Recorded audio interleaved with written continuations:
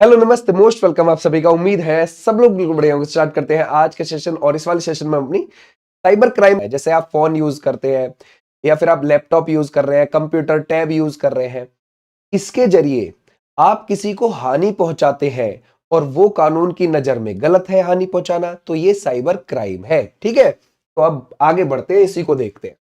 देखो, साइबर अपराध में आप कैसे देखोगे इसको। साइबर अपराध ऐसा अपराध होता है जहां कम्युनिकेशन डिवाइस जैसे कंप्यूटर का अपराध करने के लिए एक उपकरण के रूप में प्रयोग किया जाता है। कंप्यूटर का कर रहे हो, लैपटॉप का कर रहे हो, टैब का कर रहे हो, फोन का कर रहे हो, ठीक है, उसका यूज कर रहे हो। भारतीय संविधान की 7वीं अनुसूची के अनुसार साइबर अपराध राज्य सूची के अंतर्गत आता है। ठीक है, अच्छा, साइबर अपराध में अपराधों की एक विस्तृत श्रृंखला शामिल है। यह व्यक्तियों को तो परेशान करता ही करता है, संगठन हो गए उनको भी परेशान करता है, उसके साथ साथ सरकारों को भी परेशान करता है। ठीक है भाई, उनको भी यह प्रभावित करता है। अच्छा, गृह मंत्रालय ने साइबर क्राइम की क्या परिभाषा दी है अपनी तरफ से। ओके, साइबर क्राइम वे अपराध है जो कंप्यूटर, इंटरनेट या मोबाइल टेक्नोलॉजीज का उपयोग करके व्यक्तियों, कंपनियों या संस्थानों के खिलाफ किए जाते हैं। कॉमन सी बात है, यही चीज हम शुरू में देख रहे थे। साइबर अपराध के प्रकार देखते हैं अब थोड़ा सा। ठीक है भाई, जैसे एक आप देखते हो distributed denial of service. Okay, अब इसको हम बोलते हैं DDoS अटैक। ठीक है भाई, क्लियर हो जाएगा। अब इसका प्रयोग किसी ऑनलाइन सेवा को अनुपलब्ध बनाने और विभिन्न स्रोतों से वेबसाइट पर अत्यधिक ट्रैफिक के माध्यम से नेटवर्क को बाधित करने के लिए किया जाता है। जैसे मान के चलो भाई, कोई वेबसाइट पहले तो चल रही थी, वो आपको अचानक से दिखनी बंद हो गई, तो हो सकता है DDoS अटैक उस पर पड़ा हो।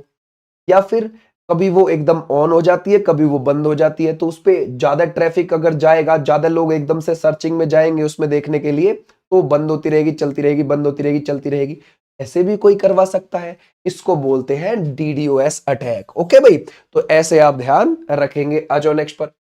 अब देखते हैं बॉटनेट क्या होता है। ये बॉटनेट, ये पेपर में इतना नहीं पूछा जाता बॉटनेट, लेकिन हम एक बार पढ़ लेते हैं इसको। जो पूछा जाता है ज्यादा वो आगे आएगा। यह कंप्यूटर का एक ऐसा नेटवर्क है जिसे दूर बैठे हैकर्स द्वारा बाहरी रूप से नियंत्रित किया जाता है। ठीक है भाई, रिमोट हैकर्स या तो स्पैम भेजते हैं या बोटनेट के माध्यम से अन्य कंप्यूटरों पर हमला करते हैं। यहां पर पहचान की चोरी, आइडेंटिटी थेफ्ट। यह साइबर अपराध तब होता है जब कोई अपराधी किसी उपयोगकर्ता की व्यक्तिगत या गोपनीय जानकारी तक पहुंच प्राप्त कर लेता है, जिसके परिणाम स्वरूप वह प्रतिष्ठा धूमिल करने या फिरौती मांगने की कोशिश करता है। जैसे मान के चलो किसी ने आपकी जो है इंटरनल, जो पर्सनल इंफॉर्मेशन थी, वो प्राप्त कर ली, समझ गए, यानी आपकी आइडेंटिटी चुरा ली उसने।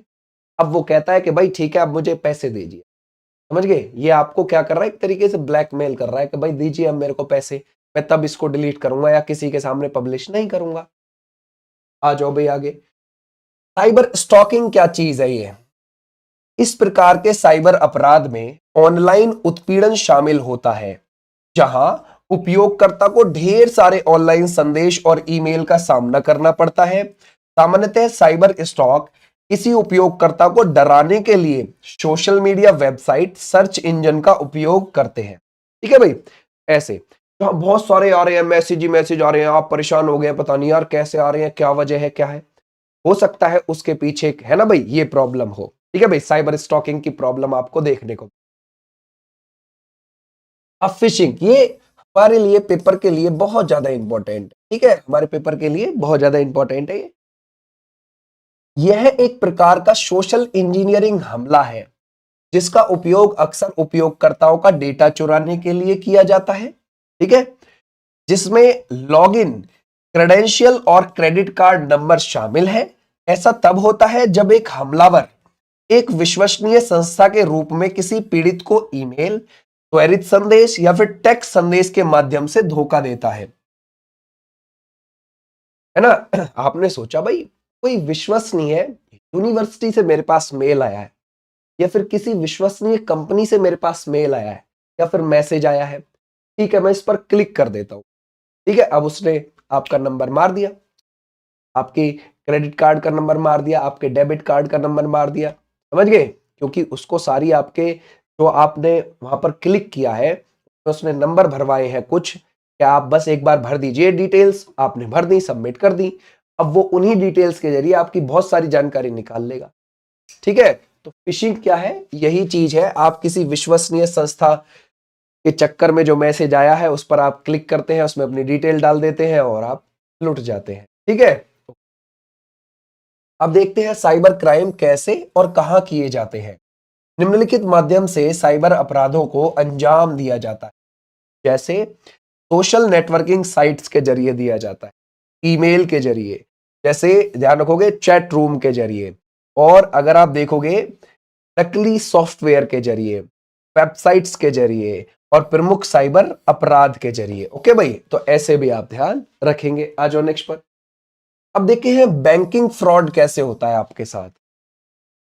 अपराधी स्वयं को बैंक या किसी वित्तीय संस्थान का सदस्य बताकर जमाकर्ता के खाते से धोखाधड़ी के माध्यम से रकम खाली कर देता है।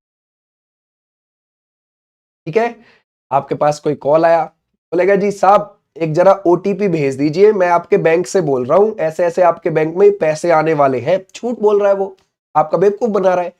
या फिर कि कोई बैंक में प्रॉब्लम आ गई, आपके अकाउंट में कोई प्रॉब्लम आ गई है, कुछ शायद हैकिंग की प्रॉब्लम हो सकती है, मैं उसे ठीक कर दूंगा, फटाफट ओटीपी भेज दीजिए, तो वो पैसे उड़ा देगा। ठीक है भाई, अगला देखते हैं वित्तीय अपराध। Online share trading, internet, mobile banking आदि के माध्यम से किसी के धन को नुकसान पहुंचाना। अगला देखते हैं साइबर आतंकवाद क्या है। ये विभिन्न तरीकों के साइबर अपराध जिसमें देश की एकता, अखंडता, सुरक्षा एवं संप्रभुत्व पर तथा देश की जनता की सुरक्षा को खतरा उत्पन्न हो जाए, वह साइबर आतंकवाद कहलाता है। समझ गए? यानी कि साइबर को आतंकवाद की भी यहां पर ध्यान रखोगे गणना करी गई। साइबर आतंकवाद, अगर वो देश के लेवल पर देश को खतरा पहुंचा रहा है ना, देश की जनता को खतरा पहुंचा रहा है, तो वो आतंकवाद या साइबर। ठीक है, साइबर आतंकवाद। ठीक है, अच्छा वायरस अटैक कैसा होता है? वायरस एक तरीके का सॉफ्टवेयर ही है, ठीक है भाई, जो कंप्यूटर में जाकर उसे नुकसान पहुंचाता है तथा उसकी प्रोसेसिंग को बाधित करता है ना। वायरस अटैक सीधी बात है, आपके फोन में बहुत सारे वायरस अटैक होते होंगे। आपका फोन आपको लगता भी है कि भाई कभी कभी स्लो हो जाता है, आपने कोई वेबसाइट खोल ली, ठीक है भाई, उस वेबसाइट पे खोल के जब आप वापस आए तो आपका फोन थोड़ा स्लो स्लो चल रहा है, हो सकता हो वायरस अटैक हो गया हो। समझ गए? कुछ ऐसी वेबसाइट्स भी हो जाती हैं कि जहां आप क्लिक करा उस पे बैक आना बहुत भारी पड़ जाता है, तो हो सकता है कि उस समय पर उस पे साइबर अटैकिंग चल रही हो कि ये एक बार आ गया हमारे चंगुल में, अब नहीं छोड़ने वाले हम। ठीक है भाई, वो वेबसाइट वाले ऐसे ही सबके साथ करते हो कि कैसे ही एक बार हमारी वेबसाइट पे ये बंदा आ जाए फिर उसको जाने ना देंगे, बहुत मुश्किल से यहाँ से निकलने देंगे, आपको पूरा पेज ही कट करना पड़ता होगा वो, तब वहां से आप निकल पाते हैं। ठीक है, ओके। अगला है वेब जैकिंग। ये वेब जैकिंग क्या चीज है भाई? बोलता है इसके अंतर्गत साइबर अपराधी किसी वेबसाइट को अपने नियंत्रण में ले लेते हैं और उसे फ्री करने के लिए पैसों की डिमांड करते हैं। तो ये देखना, ठीक है भाई, वेब जैकिंग, वेबसाइट को ही अपने कब्जे में ले लिया, पैसे दो तब छोड़े। ठीक है भाई, ओके। उसके बाद है ईमेल बॉम्बिंग। ये क्या चीज है? इसके अंतर्गत किसी यूजर के ईमेल अकाउंट पर लगातार एक साथ बहुत सारे ईमेल्स का आना, जिससे उसका ईमेल अकाउंट ध्वस्त यानी कि क्रैश हो जाता है। साइबर पोर्नोग्राफी क्या है? ये साइबर पोर्नोग्राफी महिलाओं या स्त्रियों की अश्लील व कामुक चित्रों को वेबसाइट पर जारी कर, स्त्रियों की नग्न तस्वीरों से संबंधित साइट्स बनाना तथा अश्लील या पोर्नोग्राफी फिल्म बनाकर साइबर पोर्नोग्राफी कहलाता है। आपने देखा होगा बहुत सारी वेबसाइट्स पर ये गलत चीज है ना भाई, तो साइबर पोर्नोग्राफी बोलते हैं। ठीक है भाई, क्लियर हो जाएगा। ईमेल स्पूफिंग, जब ईमेल के माध्यम से किसी व्यक्ति को ठगा जाता है तो ऐसा अपराध ईमेल स्पूफिंग कहलाता है। ईमेल के माध्यम से अगर कोई लिंक आया है, कैसा ही है, आपने अपनी डिटेल्स डाल दी है या आपने उस पर क्लिक कर दिया है ना भाई, या जो उसकी डिमांड थी उसने पूरी कर दी तो आपको ठगा गया है वहां से, उसको ईमेल स्पूफिंग बोल। ठीक है, बोलता अवैध वस्तुओं का विक्रय है। अगर हम देखें अवैध वस्तुओं का विक्रय, इंटरनेट या वेबसाइट की मदद से प्रतिबंधित वस्तुओं की बिक्री करना, यानी जो चीज बैन है उसको आप ईमेल से बेच रहे हो या वेबसाइट। ठीक है भाई, तो ये चीज इसमें आएगी अवैध वस्तुओं का विक्रय। साइबर बुलिंग क्या होता है? बुली क्या होता है? मान के चलो बुली ये होता है कि को डराना धमकाना।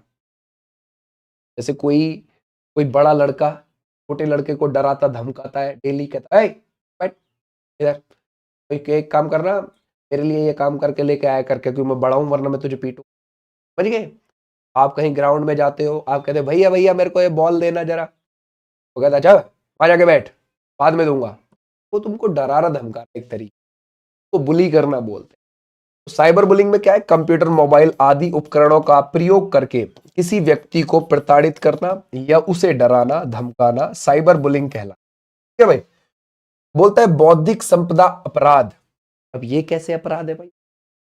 बौद्धिक संपदा अपराध तब होता है जब कोई व्यक्ति व्यावसायिक लाभ के लिए पेटेंट, ट्रेडमार्क, औद्योगिक डिजाइन या साहित्यिक और कलात्मक कार्यों जैसी नकली या पायरेटेड वस्तुओं का निर्माण, बिक्री या वितरण करता है। समझ गए? है ना, बौद्धिक संपदा अपराध है। मान के चलो आपको कोई बैनर है, ओरिजिनल है और वो बहुत फेमस है, उसी की कॉपी बना के कोई और छाप रहा है, बेच ऑनलाइन माध्यम से, गलत है ना? उसी की चीज को बोली गई। ठीक है भाई, या फिर किसी ध्यान रखोगे औद्योगिक डिजाइन कर रहा है कोई, साहित्यिक कलात्मक, या फिर बुक की कॉपी कर करके बेच रहा है, कल भाई ले जा। ठीक है भाई, कोई पोस्टर की कॉपी कर करके बेच रहा है, ले जा। नकली लोगो लगा के कह रहा है ले जा। जैसे एडिडास के जूते अलग होते हैं और एबिबास के अलग होते हैं, ये भी है। ठीक है भाई, ऐसे आप ध्यान रखोगे। साइबर मानहानि क्या है? जब मानहानि कंप्यूटर या इंटरनेट आदि का उपयोग करके की जाती है तो उसे साइबर मानहानि कहते हैं। ओके, ऑनलाइन गैम्बलिंग क्या है भाई? ये तो बहुत ज्यादा इंडिया में चलता है, आपको पता है ये गलत है। जब कंप्यूटर या इंटरनेट की मदद से जुआ खेला जाता है वह ऑनलाइन गैम्बलिंग कहलाता है। अब क्या हुआ? अब क्या हुआ कि जो कुछ बड़ी कंपनियां बन गई, बहुत ज्यादा समझ गए, जो हजारों करोड़ की कंपनियां बन गई, अब सरकार उनसे टैक्स ले रही है। अब सरकार उनको बंद भी नहीं कर पा रही है क्योंकि वहां से टैक्स आ रहा है। समझ गए? अगर कोई छोटे मोटे लेवल पर कोई है वो तो अभी भी पकड़ के खत्म कर देती है, लेकिन जो बड़े लेवल तक पहुंच चुके हैं अब उनको बंद नहीं कर पा रही है सरकार, ये दिख। ठीक है, तो ये क्या है? Online gambling. और उसका तो प्रचार भी बड़े बड़े लोग कर रहे हैं, जो बड़ी बड़ी कंपनियां बन चुकी। आपने आईपीएल जब आ जाता है देखा होगा खूब अच्छे से। साइबर जालसाजी।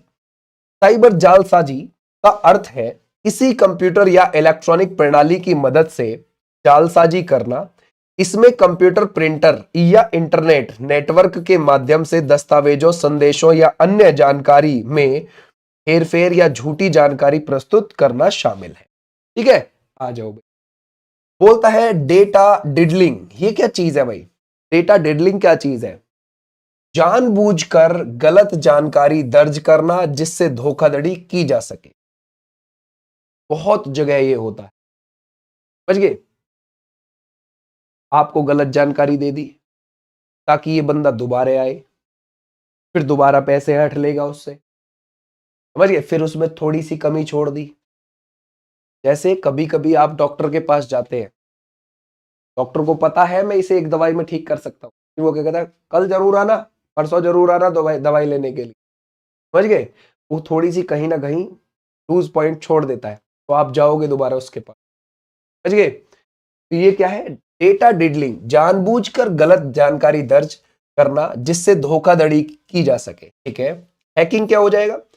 बिना अनुमति के किसी के कंप्यूटर या मोबाइल की संग्रहित जानकारी को किसी दूसरे कंप्यूटर या मोबाइल द्वारा चोरी करना हैकिंग कहलाता है। देखो, आप मुझे 500 दो, मैं अभी इसका पासवर्ड आप तक पहुंचा रहा हूं, टेंशन ना लो, ये हैकिंग ही है। मैं अभी इसका आईपी एड्रेस पहुंचा रहा हूं, आप मुझे 1000 रुपए दो, ये हैकिंग। ठीक है भाई, किसी दूसरे कंप्यूटर की जानकारी किसी को सेंड करना वो हैकिंग है। ठीक है, ओके। वॉर्म क्या है? वॉर्म एक तरीके का प्रोग्राम है। क्या है ये? प्रोग्राम, जो अकेले ही किसी इलेक्ट्रॉनिक सिस्टम में प्रवेश करके स्वयं को मल्टीप्लाई करके बढ़ाते रहता है। यह कंप्यूटर सिस्टम को गर्म कर देता है, जिससे सिस्टम हैंग होने लगता है। इससे कंप्यूटर की हार्ड डिस्क को नुकसान पहुंचता है। यह है वॉर्म। जैसे आपने सुना होगा भाई, जब कंप्यूटर पर बैठा हुआ बंदा वर्क कर रहा होता है कंटिन्यूअसली, वो कहता है यार शायद मेरा वॉर्म हो रहा है। आपने ये आम भाषा में सुना होगा। तो उसके पीछे ये चीज होती है, ज्यादातर में 90% केसेस में यही चीज होती है ना? ध्यान रखोगे। इलेक्ट्रॉनिक सिस्टम में प्रवेश करके स्वयं को मल्टीप्लाई करके, गुणा करके, ठीक है भाई, करके बढ़ाता है आगे। यह कंप्यूटर सिस्टम को गर्म कर देता है, जिससे सिस्टम हैंग होने लगता है। समझ गए? तो ओके, ये एक तरीके का प्रोग्राम ही है। ट्रोजन क्या हो जाएगा? यह फेक सॉफ्टवेयर या नकली प्रोग्राम होते हैं। इससे यूजर की प्राइवेसी को खतरा बना रहता है। यह ट्रोजन है। मान के चलो, आप जो है, आपने कुछ ओरिजिनल व्हाट्सएप डाउनलोड करने गए, ठीक है, और आप डायरेक्ट गूगल से गए। वहां पर कई नकली भी तो व्हाट्सएप मिलेंगे। आपने गलती से नकली वाला कर लिया, आपकी जानकारी उस पर चली, फोन नंबर चला गया, समझ गए, ओटीपी चला गया, ठीक है। तो ऐसे भी आपने ध्यान रखना है, ये ट्रोजन की कैटेगरी में आता है। ब्लैक हैट कौन होते हैं भाई? इसमें व्यक्ति कंप्यूटर सिक्योरिटी की कमजोरी ढूंढता है और पैसे या अन्य गलत कारणों से उस कमजोरी का फायदा उठा। समझ गए? ये क्या है? Black hat. समझ गए क्या है? इसमें व्यक्ति कंप्यूटर सिक्योरिटी की कमजोरी ढूंढता है, कंप्यूटर में क्या कमजोरी है ना भाई, और पैसे या अन्य गलत कारणों से उस कमजोरी का फायदा उठा। समझिए?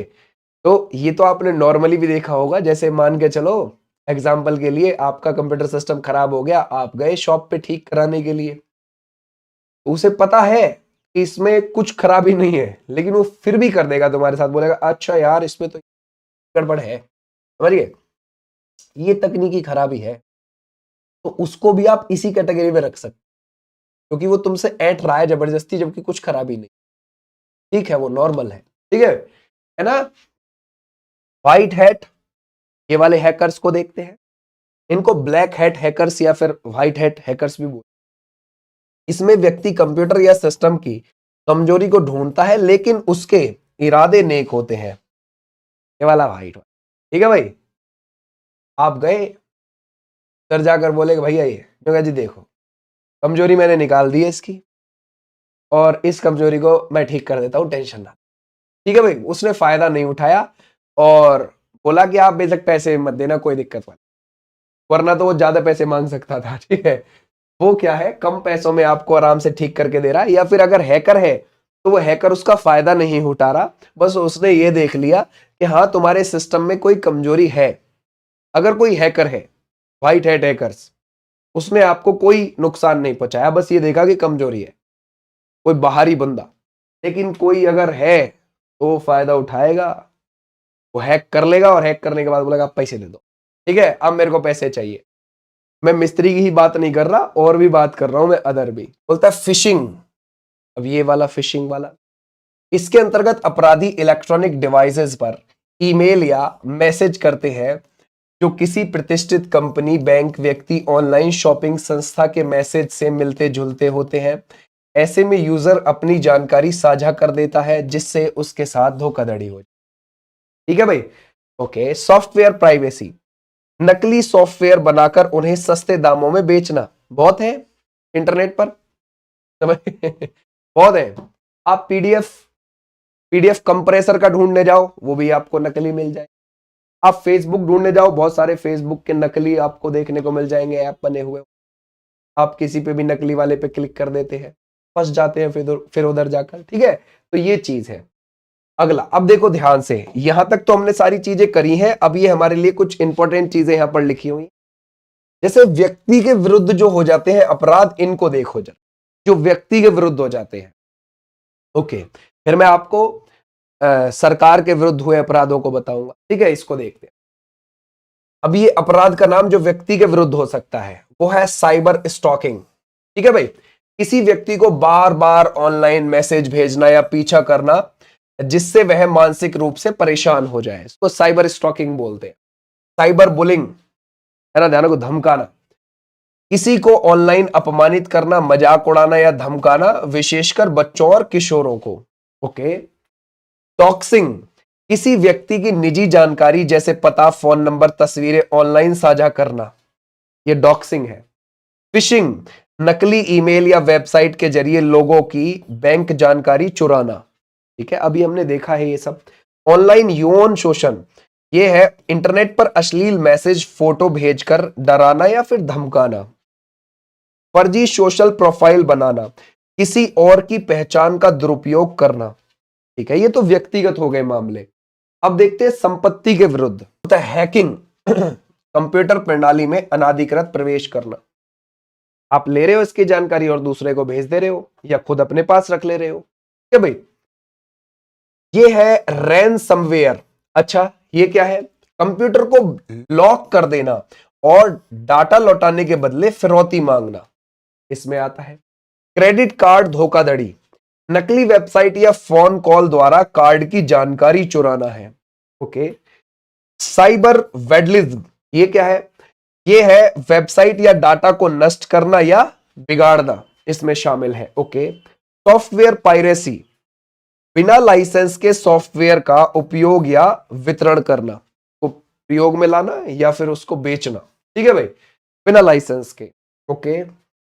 अब सरकार और समाज के विरुद्ध किए गए अपराध, सरकार भी इससे प्रताड़ित है। देखो प्रताड़ित क्यों है सरकार? हमारे देश में टेक्नोलॉजी तो बहुत आ गई, उसको रोकने के लिए रूल्स नहीं बनाए गए।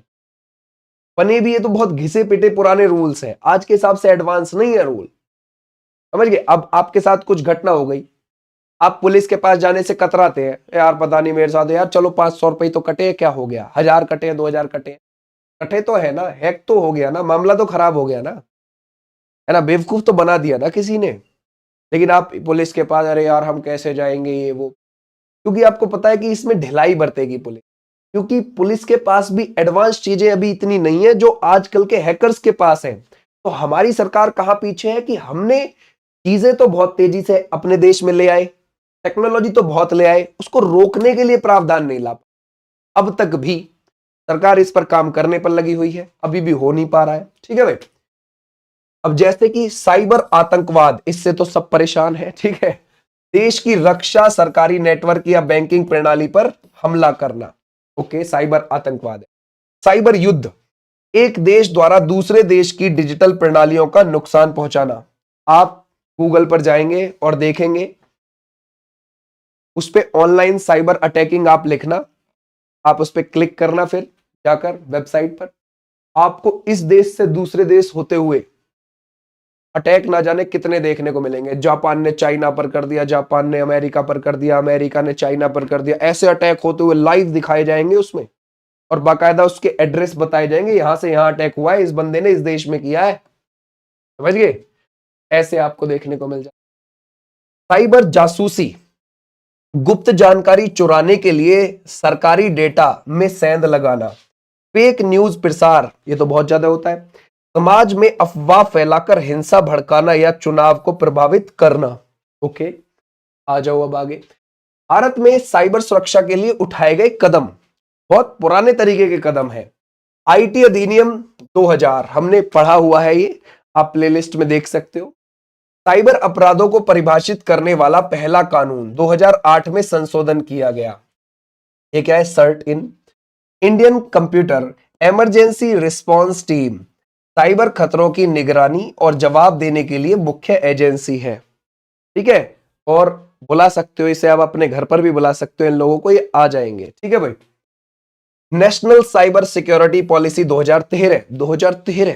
ठीक है भाई। सुरक्षित साइबर वातावरण बनाने के लिए दिशा निर्देश। Okay. Cyber crime reporting portal, online शिकायत दर्ज करने के लिए प्लेटफॉर्म है ये। ओके। बुद्धि पोर्टल, वायरस हटाने और साइबर स्वच्छता बढ़ाने का प्रयास है। ये सभी बहुत पुराने तरीके हो चुके हैं। ठीक है, तो चलो जैसा भी है, हमने इसमें पढ़ा अपना, और हमने बहुत सारी हमने साइबर क्राइम की चीजें हमने देखी हैं यहाँ पर, उम्मीद है आपकी ये सारी चीजें यहाँ पर हो गई होंगी।